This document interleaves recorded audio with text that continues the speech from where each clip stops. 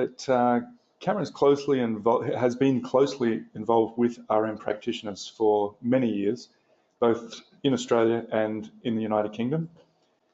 Cam's openness is a trait that I see greatly helps his success. Michael, I'll just counter something you just said before I go. You said that I'm very open, maybe in some ways, but I'm actually a born skeptic, and I did a Bachelor of Science degree. I do have a Master's in Sport and Exercise Science, so I'm well versed in the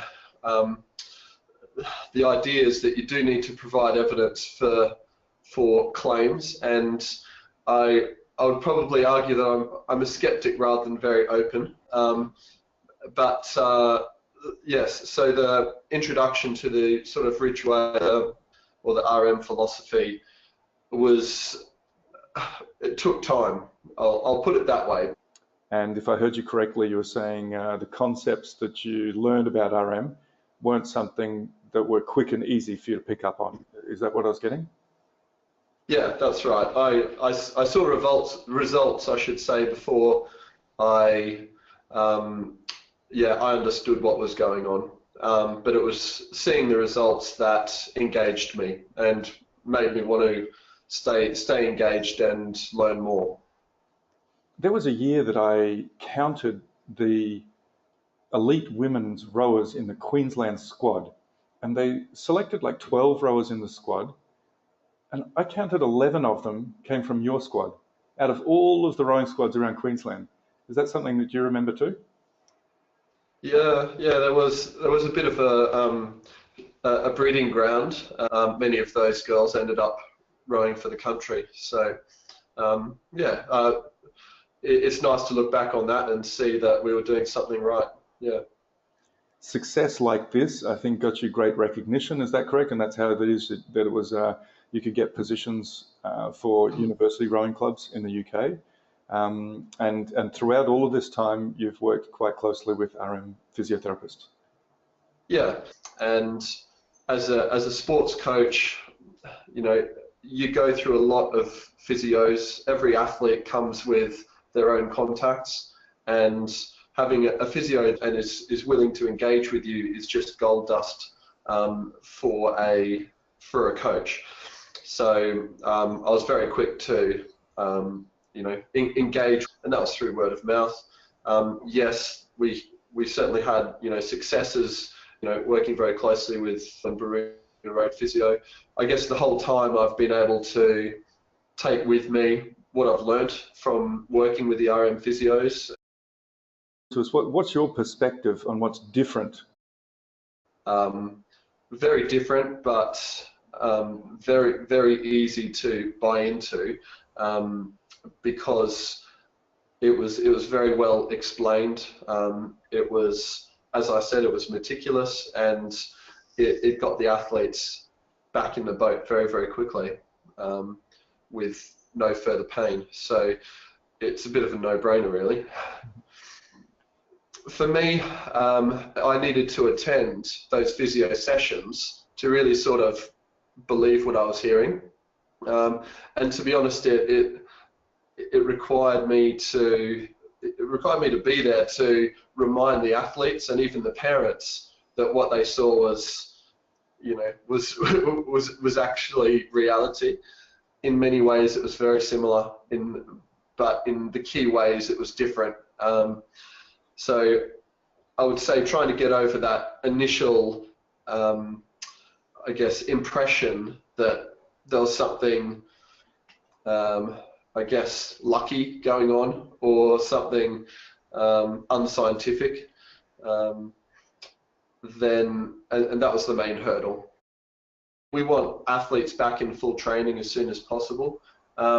We want athletes to be buying into their own recovery, and we want them to sort of understand the injury source so they can self-evaluate as they go, and they can look after themselves so an injury doesn't happen again.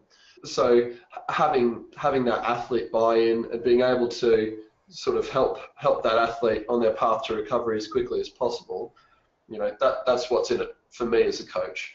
If you're able to engage a coach invite them along to treatments, but it just allows them to, you both to understand each other. So something that you might say to an athlete, by the time it gets to a coach, it's gobbledygook. They'll just say either it's fine or I can't compete yet. I think you'd probably get better results from treatment to treatment because the coach can support what the physio said. I think what Baruna Road and Michael did very well was engaging with groups of athletes, and they engaged well with the school that I was at, St. Peter's Lutheran College, and they provided workshops with small squads of athletes to work through sort of preventative measures to reduce injury. Now, the long story, or the long-term result, was that we started not really getting back injuries anymore. Okay, and not because of any physio treatment, because I was better educated, and the athletes were better educated about correct sort of anterior pelvis tilts in the rowing stroke, correct glute engagement, and so rowing became something that wasn't painful in a bad way. It was painful in a good way, and that was novel in rowing at that time for us in Brisbane.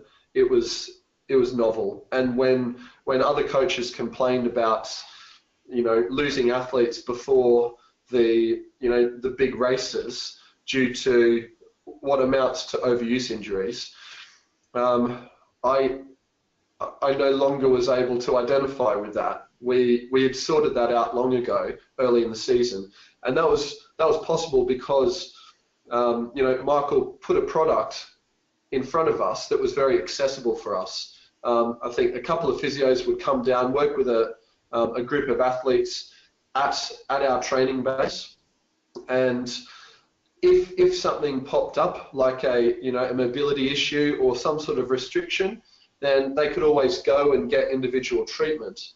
Okay, so I guess it probably made good business sense as well, but it allowed us to prevent rather than get on the front foot, rather than be reactive all the time. So while I thought the philosophy was very good for treating people in emergency situations when there was a big event coming up, I thought it was even better at preventing things, and I think that was just good from Baruna Road, good engagement with their clients and their athletes, and it was something that no one else was doing. Okay, it may happen a bit more now, I'm not sure, but they were the first group to do that in Brisbane. Thank you for your time today, and thank you for helping us be better at what we do. Thank you.